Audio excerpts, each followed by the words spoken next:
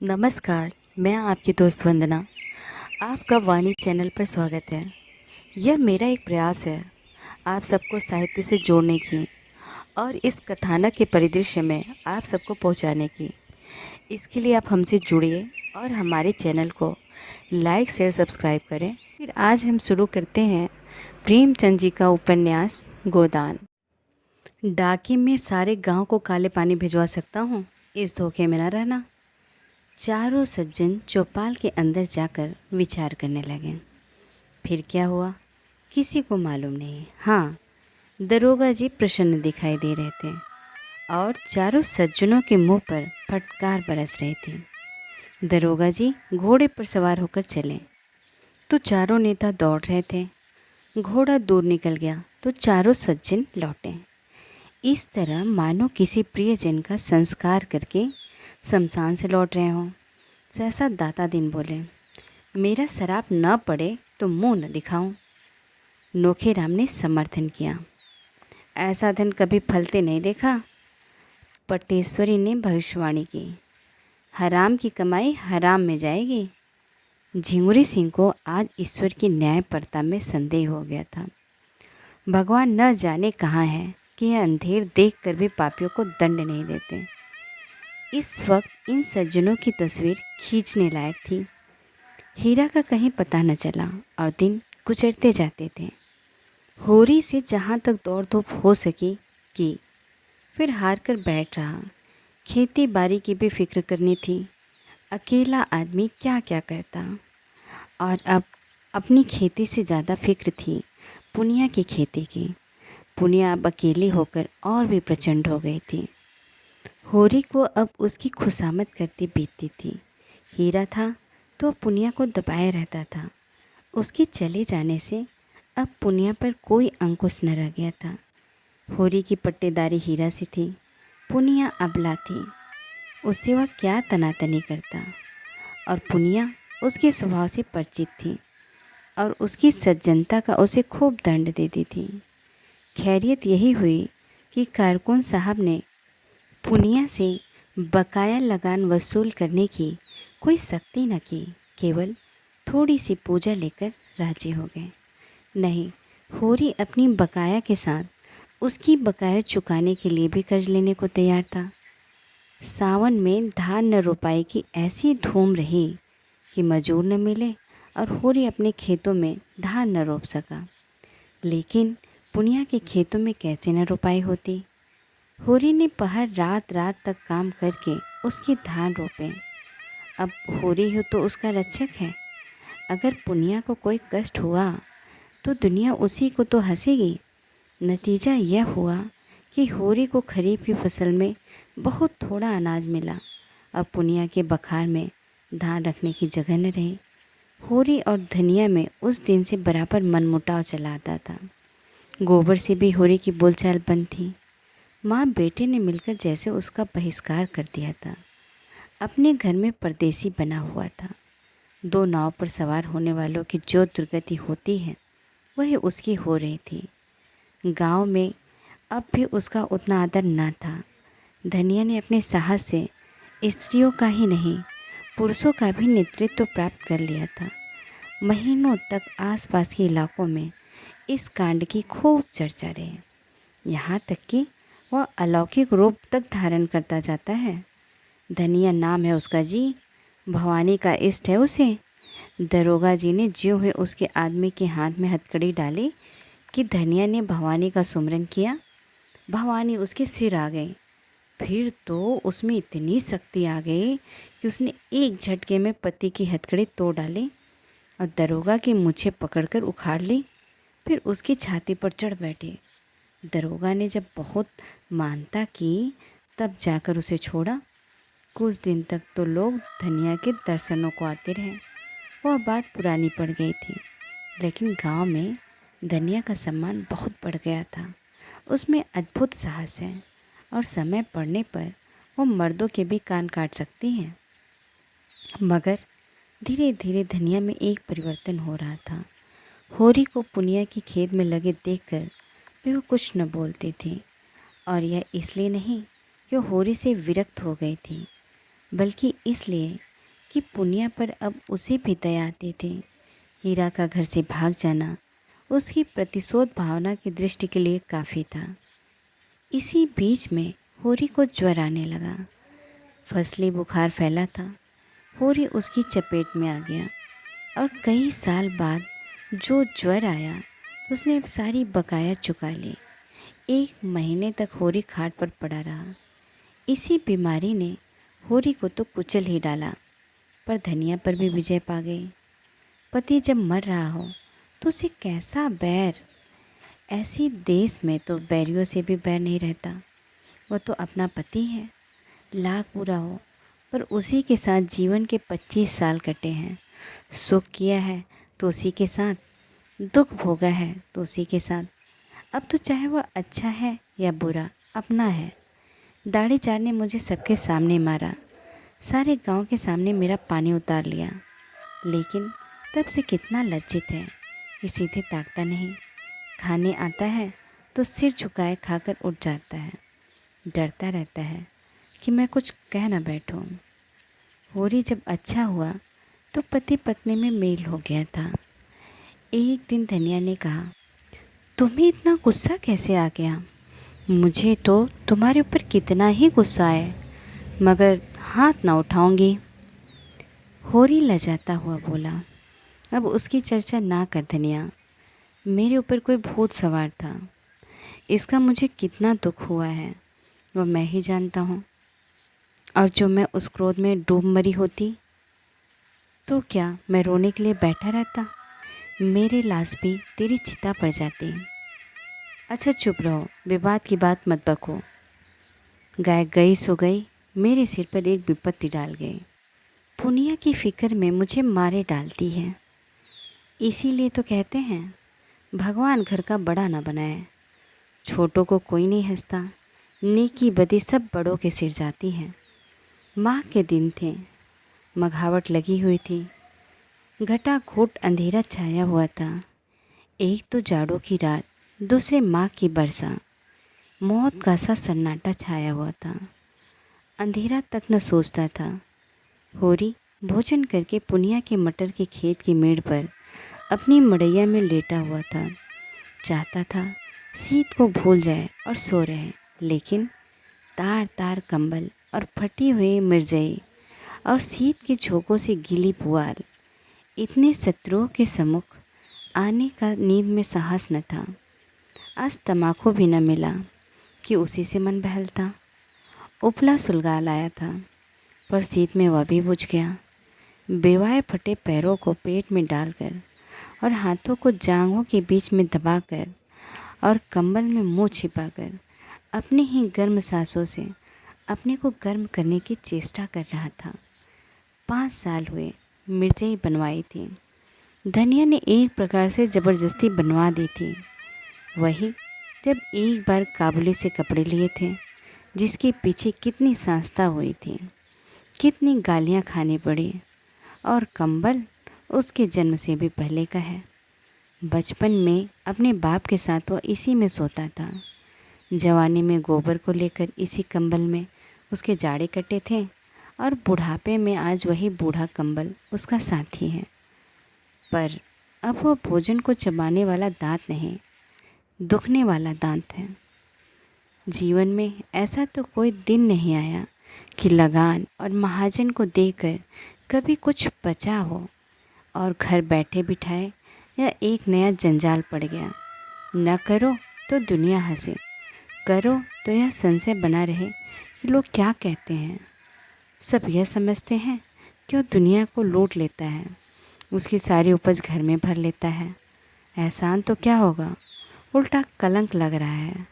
और उधर भोला कई बेर याद दिला चुके हैं कि कहीं उसकी कोई सगाई का डौल करो। अब काम नहीं चलता। शोभा उसे कई बार कह चुका है कि पुनिया के विचार उसकी ओर से अच्छे नहीं हैं। ना हो पुनिया की गृहस्थी तो उसे संभालनी ही पड़ेगी, चाहे हंसकर संभाले या रोकर। धनिया का दिल भी अभी तक साफ नहीं हुआ। अभी तक उसके मन में मलाल बना हुआ है। मुझे सब आदमियों के सामने उसको मारना ना चाहिए था। जिसके साथ 25 साल गुजर गए, उसे मारना और सारे गांव के सामने मेरी नीचता थी। लेकिन धनिया ने भी तो मेरी आबरू उतारने में कोई कसर न छोड़ी। मेरे सामने से कैसा कतरा कर निकल जाती हैं, जैसे कभी की जान पहचान ही नहीं। कोई बात कहनी होती है तो सोना या रूपा से कहलाती है। देखता हूँ उसकी साड़ी फट गई है, मगर कल मुझसे कहा भी तो सोना की साड़ी के लिए अपनी साड़ी का नाम तक न लिया।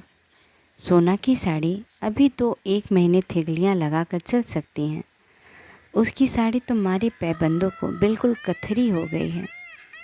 और फिर मैं कौन उसका मनुहार कर रहा हूँ। अगर मैं ही उसके मन की 2-4 बातें करता रहता तो कौन छोटा हो जाता। यही तो होता, वो थोड़ा सा अदरौना कराती, 2-4 लगने वाली बात कहती तो क्या मुझे चोट लग जाती। लेकिन मैं बुढ़ा होकर भी उल्लू बना रह गया। वह तो कहो, इस बीमारी ने आकर उसे नर्म कर दिया। नहीं जाने कब तक मुंह फुलाए रहते हैं।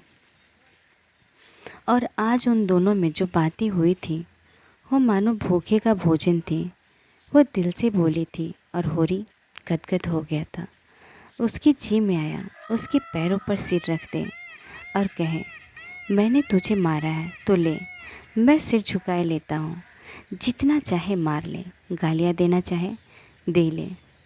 सहसा उस मड़ैये के सामने चूड़ियों की झनकार सुनाई दी। उसने कान लगाकर सुना, हाँ कोई है। पटवारी की लड़की होगी, चाहे पंडित की घरवाली हो। मटर उखाड़ने आई होगी। न जाने क्यों इन लोगों की नीयत इतनी खोटी है। सारे गांव से अच्छा पहनते हैं, सारे गांव से अच्छा खाते हैं, घर में हज़ारों रुपए गड़े हैं, लेन देन करते हैं, ड्योढ़ी सवाई चलाते हैं, घूस लेते हैं, फिर दस्तूरी लेते हैं। एक न एक मामला खड़ा करके हम सबको पीसते ही रहते हैं। फिर भी नीयत का यह हाल। बाप जैसा होगा वैसी ही संतान भी होगी। और आप नहीं आते, औरतों को भेजते हैं। अभी उठकर हाथ पकड़ लो तो क्या पानी रह जाए। नीच कहने को नीच हैं, जो ऊंचे हैं उनका मन तो और नीचा है। औरत जात हाथ पकड़ते भी तो नहीं बनता, आंखों देखकर मक्खी निगलनी पड़ती है। उखाड़ ले भाई, जितना तेरा जी चाहे। समझ ले मैं नहीं हूँ। बड़े आदमी अपनी लाज ना रखें, छोटों को तो उनकी लाज रखनी ही पड़ती है। मगर नहीं, यह तो धनिया है, पुकार रही है। धनिया ने पुकारा, सो गए कि जागते हो। होरी झटपट उठा और मड़ैया के बाहर निकल आया। आज मालूम होता है देवी प्रसन्न हो गई है, उसे वरदान देने आई है। इसके साथ ही इस बादल बूंदी और जाड़े पाले में इतनी रात गए उसका आना शंकाप्रद भी था। जरूर कोई न कोई बात हुई है। बोला, ठंडी के मारे नींद भी आती है तो इस जाड़े पाले में कैसे आई? कुशल तो है? हाँ, सब कुशल है। गोबर को भेजकर मुझे क्यों नहीं बुलवा लिया? धनिया ने कोई उत्तर न दिया। मड़ैया में आकर पुआल पर बैठती हुई बोली, गोबर ने तो मुख में कालिख लगा दी। उसकी करनी क्या पूछते हो? जिस बात को डरती थी वह हो कर रही। क्या हुआ? क्या किसी से मार पीट कर बैठा? अब मैं क्या जानूं क्या कर बैठा? चल कर पूछो उसी राड़ से। किस राड़ से? क्या कहती है तू? बौरा तो नहीं गई? हाँ, बौरा क्यों न जाऊंगी। बात ही ऐसी हुई है कि छाती दुगनी हो जाए। होरी के मन में प्रकाश की एक लंबी रेखा ने प्रवेश किया। साफ साफ क्यों नहीं कहती? किस राड़ को कह रही है? उसी झुनिया को। और किसको? तो झुनिया क्या यहाँ आई है? गोबर क्या घर में नहीं है? गोबर का कहीं पता नहीं, जाने कहाँ भाग गया। इसे 5 महीने का पेट है। होरी सब कुछ समझ गया। गोबर को बार बार अहिराने जाते देखकर वह खटका था जरूर, मगर उसे ऐसा खिलाड़ी न समझता था। युवकों में रसिकता होती है, इसमें कोई बात नहीं, मगर जिस रोई के गाले को उसने नीले आकाश में हवा के झोंके से उड़ते देखकर केवल मुस्कुरा दिया था। वह सारे आकाश में छाकर उसके मार्ग को इतना अंधकार में बना देगा, यह तो कोई देवता भी न जान सकता था। गोबर ऐसा लंपट, वह सरल गंवार जिसे वह भी बच्चा समझता था, लेकिन उसे भोज की चिंता न थी, पंचायत का भय न था। जुनिया घर में कैसे रहेगी, इसकी चिंता भी उसे न थी। उसे चिंता थी गोबर की। गोबर लज्जाशील है, अनाड़ी है, आत्माभिमानी है, कहीं कोई नादानी न कर बैठे। घबरा कर बोला, जुनिया ने कुछ कहा नहीं? गोबर कहाँ है? उसे कहकर ही गया होगा। धनिया झुंझला कर बोले, तुम्हारी अक्ल तो घास खा गई है। उसकी चहेती तो यहाँ बैठी है, भाग कर जाएगा कहाँ? यहीं कहीं छिपा बैठा होगा। दूध थोड़े ही पीता है, खो जाएगा। मुझे तो इस कलमुही झुनिया की चिंता है, इसे क्या करूं? अपने घर में क्षण भर भी न रहने दूंगी। जिस दिन गाय लाने गया है उसी दिन से दोनों में तकझक होने लगी। पेट न रहता तो अभी बात न खोलते, मगर जब पेट रह गया तो जुनिया लगी घबराने, कहने लगी कहीं भाग चलो। गोबर टालता रहा। एक औरत को साथ लेकर कहाँ जाए, कुछ न सूझा। आखिर जब वो सिर हो गई कि मुझे यहाँ से ले चलो, नहीं तो मैं प्राण दे दूँगी, तो बोला तो चलकर मेरे घर में रह, कोई कुछ न बोलेगा, अम्मा को मना लूँगा। यह गधी उसके साथ चल पड़ी। कुछ दूर तो आगे आगे चलता रहा, फिर न जाने किधर सरक गया। यह खड़ी खड़ी उसे पुकारती रही। जब रात भीग गई, वह न लौटा, भागी यहाँ चली आई। मैंने तो कह दिया, जैसा किया है वैसा फल भोग। चुड़ैल ने लेके मेरे लड़के को चौपट कर दिया। अब बैठी रो रही है, उठती ही नहीं, कहती है अपने घर कौन सा मुँह लेकर जाऊं। भगवान ऐसी संतान से तो बाज ही रखे तो अच्छा। सवेरा होते होते सारे गांव में काँव काँव मच जाएगी। ऐसा जी होता है माहुर खा लो। मैं तुमसे कहे देती हूँ, मैं अपने घर में ना रखूँगी। गोबर को रखना हो अपने सिर पर रखें। घर में ऐसी छत्तीसियों के लिए जगह नहीं है। अगर तुम बीच में बोले तो या फिर तुम रहोगे या मैं रहूँगी। होरी बोला, तो उसे बना नहीं, उसे घर में आने ही ना देना चाहिए था। सब कुछ कह के हार गए, टलती ही नहीं, धरना दिए बैठी है। अच्छा चल, देखो कैसे नहीं उठते, घसीट कर बाहर निकाल दूंगा। दाढ़ी जार भोला सब कुछ देख रहा था, पर चुप्पी साधे बैठा रहा। बाप भी ऐसा बेहया होता है। वह क्या जानता था इनके बीच में क्या खिचड़ी पक रही है। जानता क्यों नहीं था? गोबर रात दिन घेरे रहता था, तो क्या उसकी आंखें फूट गई थी? सोचना चाहिए थे ना कि यहाँ क्यों दौड़ दौड़ आता है। चल, मैं झुनिया से पूछता हूँ ना। दोनों मड़ैया से निकलकर गांव की ओर चले। होरी ने कहा, 5 घड़ी रात के ऊपर गई होगी। धनिया बोली, हाँ और क्या, मगर कैसा सोता पड़ गया। कोई चोर आए तो सारे गांव को मूस ले जाए। चोर ऐसे गांव में नहीं आते, धनियों के घर में जाते हैं। धनिया ने ठिठक कर होरी का हाथ पकड़ लिया और बोली, देखो हल्ला न मचाना, नहीं सारा गांव जाग उठेगा और बात फैल जाएगी। होरी ने कठोर स्वर में कहा, मैं यह कुछ नहीं जानता। हाथ पकड़कर घसीट लाऊंगा और गांव के बाहर कर दूंगा। बात तो एक दिन खुलनी ही है, फिर आज ही क्यों न खुल जाए। वो मेरे घर आई क्यों, जाए जहाँ गोबर है। उसके साथ कुकर्म किया तो क्या हमसे पूछ कर किया था? धनिया ने फिर उसका हाथ पकड़ा और धीरे से बोली, तुम उसका हाथ पकड़ोगे तो चिल्लाएगी, तो चिल्लाए करे। मुदा इतनी रात गए, अंधेरे सन्नाटे रात में जाएगी कहाँ, यह तो सोचो। जाए चाहे जहाँ उसके सगे हों, हमारे घर में उसका क्या रखा है। हाँ, लेकिन इतनी रात गए घर से निकालना उचित नहीं। पाँव भारी है, कहीं डर डरा जाए तो और आफत है। ऐसी दशा में कुछ करते धरते भी तो नहीं बनता। हमें क्या करना है, मरे या जिए, जहाँ चाहे जाए, क्यों अपने मुंह में कालिख लगाऊं।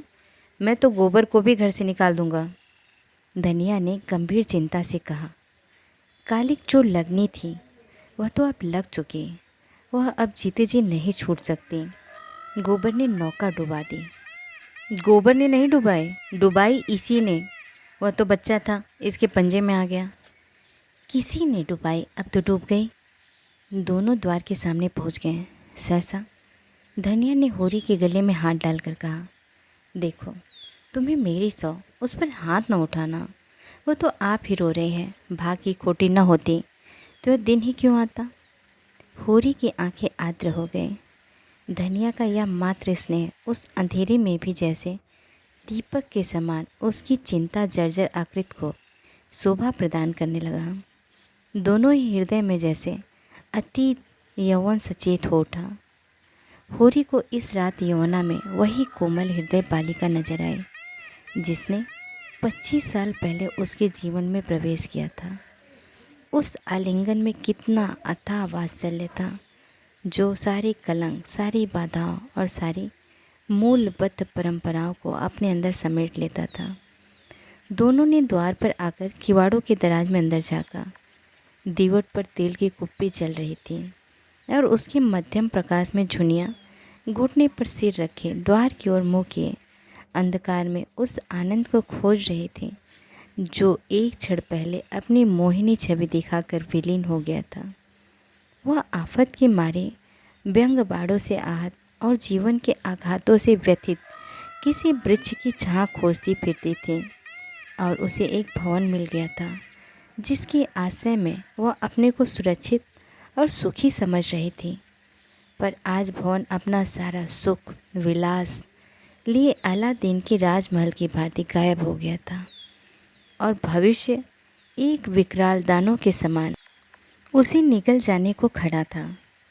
एकाएक द्वार खुलते और होरी को आते देखकर वो भय से कांपती हुई उठी और होरी के पैरों पर गिरकर रोती हुई बोली, दादा, अब तुम्हारे सिवा मुझे दूसरा ठौर नहीं है। चाहे मारो चाहे काटो, लेकिन अपने द्वार से दुरदुराओ मत। होरी ने झुककर उसकी पीठ पर हाथ फेरते हुए प्यार भरे स्वर में कहा, डर मत बेटे, डर मत। तेरा घर है, तेरा द्वार है, तेरे हम हैं, आराम से रह। जैसी तू भोला की बेटी है वैसी ही मेरी बेटी है। जब तक हम जीते हैं किसी बात की चिंता मत कर। हमारे रहते तुझे कोई तिरछी आंखों से न देख सकेगा। भोज भात जो लगेगा वो हम सब दे लेंगे, तू खातिर जमा रख।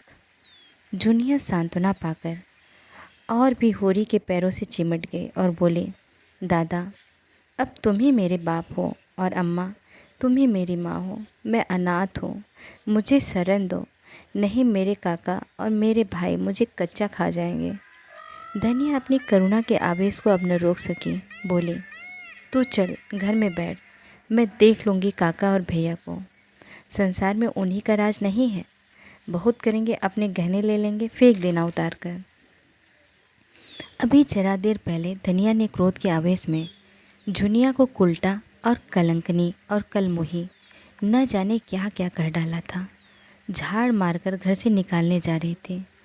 अब जो झुनिया ने स्नेह, क्षमा और आश्वासन से भरे यह वाक्य सुने तो होरी के पांव छोड़कर धनिया के पांव से लिपट गए और वही साध्वी जिसने होरी के सिवा किसी पुरुष को आंख भरकर देखा भी न था, इस पापिष्ठा को गले लगाए उसके आंसू पोंछ रहे थे, उसके त्रस्त हृदय को कोमल शब्दों से शांत कर रहे थे, जैसे कोई चिड़िया अपने बच्चों को परों में छिपाए बैठी हो। होरी ने धनिया को संकेत किया कि इसे कुछ खिला पिला दे और झुनिया से पूछा, क्यों बेटे, तुझे कुछ मालूम है गोबर किधर गया? झुनिया ने सिसकते हुए कहा, मुझसे तो कुछ नहीं कहा, मेरे कारण तुम्हारे ऊपर। यह कहते कहते उसकी आवाज़ आंसुओं में डूब गई। होरी अपनी कुशलता न छिपा सका। जब तूने आज उसे देखा तो कुछ दुखी था? बातें तो हंस हंस कर रहे थे, मन का हाल भगवान जाने। तेरा मन क्या कहता है गांव में ही कहीं कहीं बाहर चला गया? मुझे तो शंका होती है कहीं बाहर चले गए हैं। यही मेरा भी मन कहता है, कैसी नादानी की। हम उसके दुश्मन थोड़े ही थे। जब भली या बुरी एक बात हो गई तो उसे निभानी पड़ती है। इस तरह भागकर उसने हमारी जान आफत में डाल दी। धनिया ने झुनिया का हाथ पकड़कर अंदर ले जाते हुए कहा, कायर कहेगा, जिसकी बाँह पकड़ी उसका निबाह करना चाहिए कि मुँह में कालिख लगाकर भाग जाना चाहिए।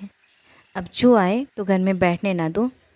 होरी वहीं पुआल में लेटा गोबर कहाँ गया, यह प्रश्न उसके हृदयाकाश में किसी पक्षी की भांति मंडराने लगा।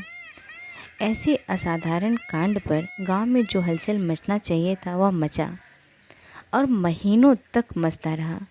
झुनिया के दोनों भाई लाठियां लेकर गोबर को खोजते फिरते थे।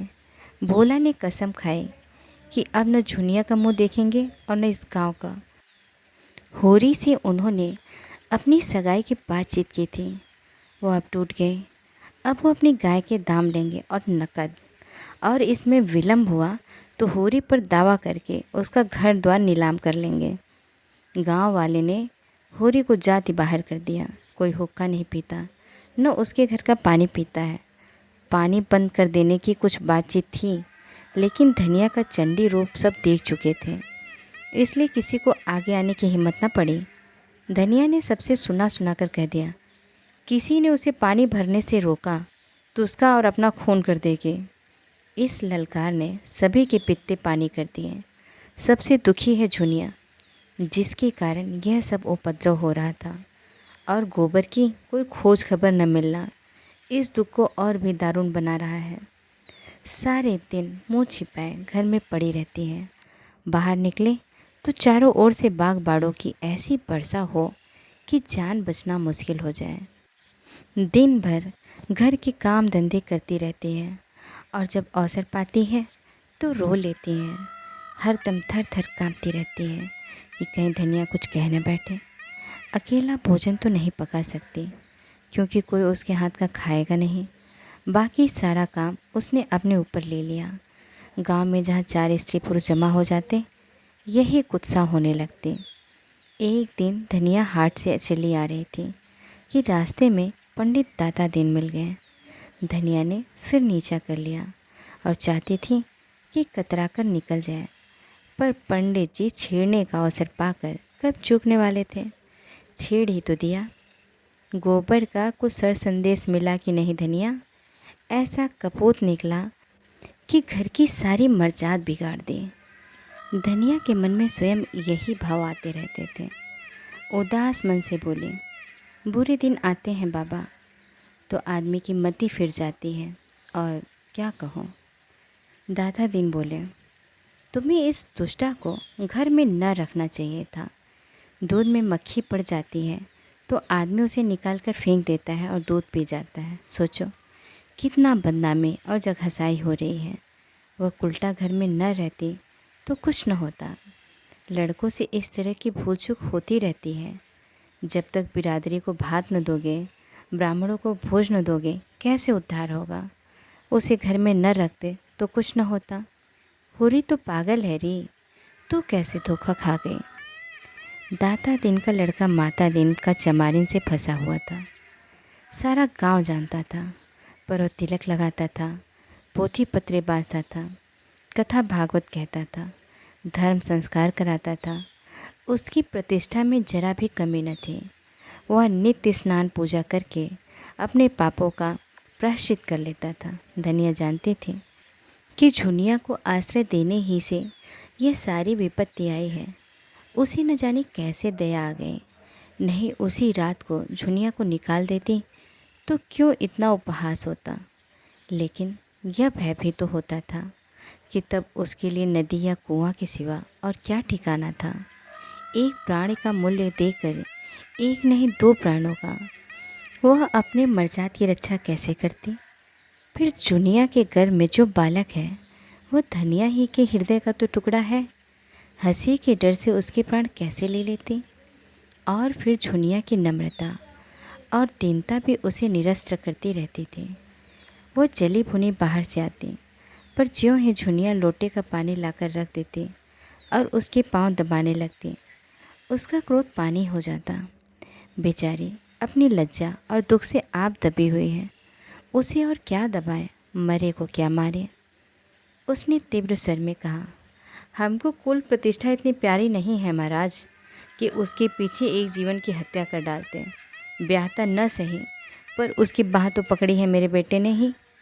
किस मुंह से निकाल देती। वही काम बड़े बड़े करते हैं, मुदा उनसे कोई नहीं बोलता, उन्हें कलंक ही नहीं लगता। वही काम छोटे आदमी करते हैं तो उनकी मर्जाद बिगड़ जाती है, नाक कट जाती है। बड़े आदमियों को अपनी नाक दूसरों की जान से प्यारी होगी, हमें तो अपनी नाक इतनी प्यारी नहीं। दाता दीन हार मानने वाले न थे।